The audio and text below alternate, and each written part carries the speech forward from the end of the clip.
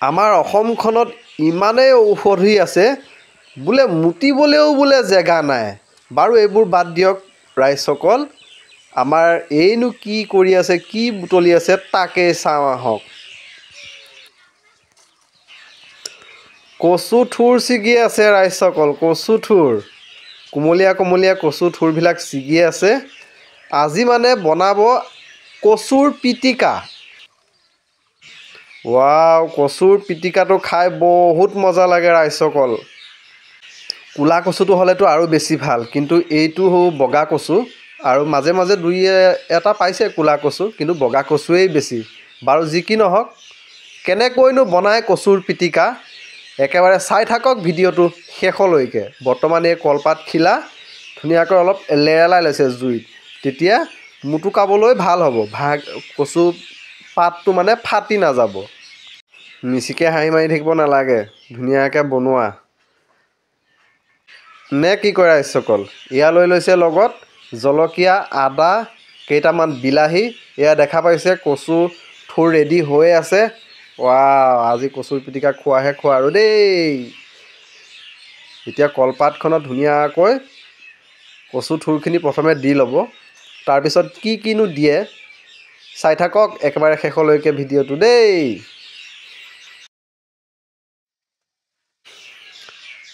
এতিয়া বিলাহী আৰু জলকীয়াখিনি ধুনীয়াকৈ দি দিব। বাৰু জলকীয়াখিনিও ধুনীয়াকৈ দিয়া, ওপৰতে দি দিয়া, হ'ব দিয়া। ইয়াত আছে কেইটামান আদা টুকুৰা দি দিছে, আৰু এইয়া ধুই যে আছে এইকেইটা হৈছে নেমুৰ পাত। নেমুৰ পাতটো দিয়া হৈছে চেণ্টৰ কাৰণে, খুব মজা লাগে। এতিয়া দি দিছে নিমখ।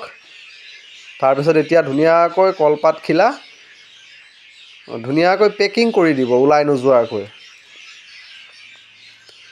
বাছ হৈ গ'ল। এতিয়া ধুনীয়াকৈ বান্ধি দিব।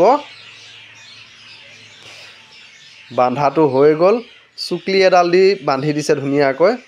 প্লাষ্টিকৰ ৰছী হ'লেতো গৰমত মানে হয়তো বেয়া হৈ যাব পাৰে, ৰছীডাল ছিগি যাব পাৰে, সেইকাৰণে এই চুকলি ৰছী ৰৈছে, একো নহয় তেতিয়া।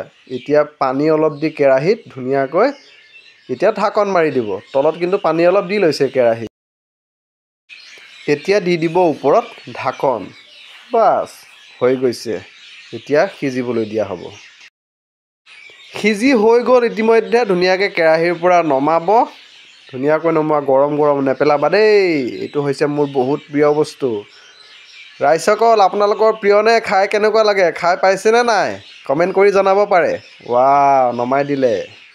এতিয়া লাহেকৈ ইয়াত নেমু পাতকেইটা যে দিছিলে ৰাইজসকল, এই নেমু পাতকেইটা এতিয়া এটা এটাকৈ আঁতৰাব লাগিব। সেইটো এটা আছে আৰু কেইটামান, ধুনীয়াকৈ আঁতৰাই লোৱা। ৰাইজসকল, আমাৰ ভিডিঅ' যিসকলে নতুনকৈ চাই আছে কিন্তু ছাবস্ক্ৰাইব কৰি লোৱা নাই, প্লিজ ছাবস্ক্ৰাইবটো কৰি লৈ ল'ব। এতিয়া ধুনীয়াকৈ নিমখ দি দিছে, নিমখৰ ওপৰত এতিয়া নেমু অকণমান ধুনীয়াকৈ ৰস চেপি দিব। বাছ হৈ গৈছে। কি মজা, গোন্ধটো একদম নাকত লাগি আছে দেই, পটাপট বনোৱা।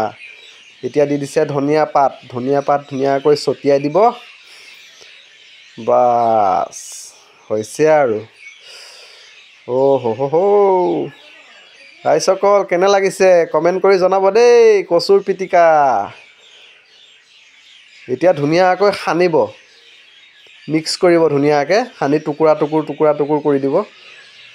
আৰু এই জলকীয়াকেইটা যে গোটা গোটা হৈ আছে, জলকীয়াকেইটাও ভাগি দিবা। আৰু এটা পাত আছেই, নেমুৰ পাত দিয়া। সেই জলকীয়াকেইটা উলিয়াই লোৱা, জলকীয়াকেইটা ভাগি দিয়া। আকৌ কৈছোঁ ৰাইজসকল, যিসকলে নতুনকৈ চেনেলটো চাই আছে, প্লিজ এই চেনেলটো ছাবস্ক্ৰাইব কৰি ল'বলৈ নাপাহৰিব। আৰু ভিডিঅ' চাই যদি ভাল লাগে, লাইক কমেণ্ট শ্বেয়াৰ সকলো কৰি দিব। এতিয়া জলকীয়াকেইটা ভাগি দিয়া, তেতিয়াহে জ্বলাটো ওলাব, নহ'লে ভিতৰতে থাকিব। আৰু ঢেৰ জলকীয়া আছে, দিয়া ভাগা। মজা ৰাইজসকল, একদম মলমলাই আছে, গম পাইছেনে? মইহে গম পাইছোঁ, আৰু আপোনালোকেতো ভিডিঅ'টো চাই আছে, কিন্তু গম পাই আছোঁ মই, একেবাৰে নাকত লাগি আছে।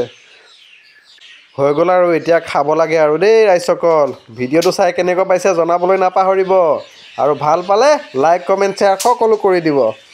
ধন্যবাদ।